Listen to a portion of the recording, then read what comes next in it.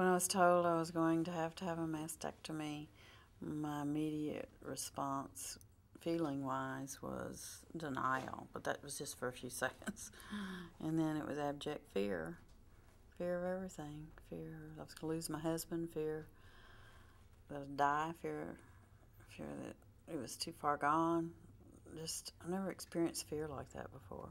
One of the big things that I felt like after this all was done was I didn't want my sense of self to be defined by how many titties I had.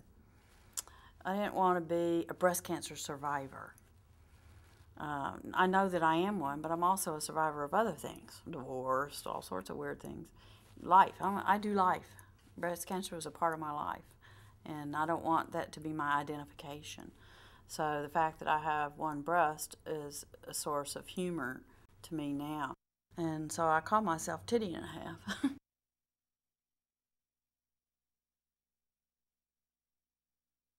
I've been a nurse for years. I'm an old nurse. I thought that if anybody could negotiate their way through the maze of healthcare stuff, it'd be me.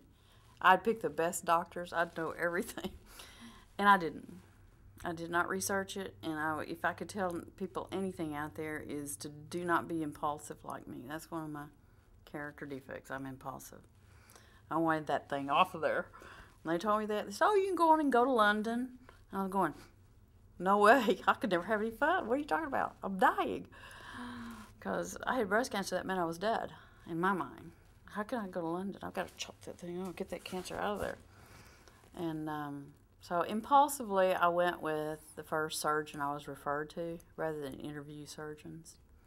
And I did not pick well. And but it's okay. It's part of life. I think everybody learns something. And if I'd done a little more research, I would have found somebody that had more experience in what I had done.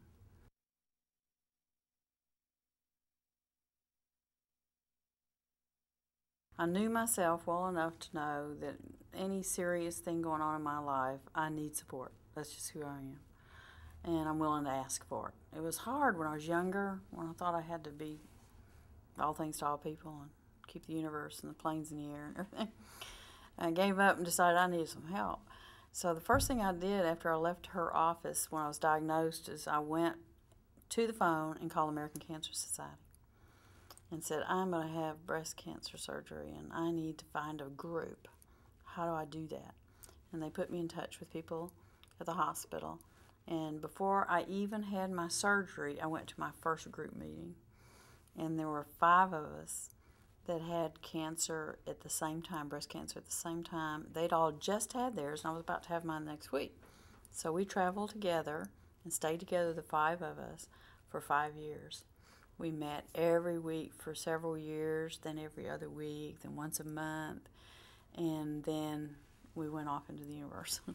We didn't need each other anymore, but we got each other through. And I can't say enough about finding someone to walk that walk with you. Because we were all depressed at the same time. We were all on Paxil. We all gained weight.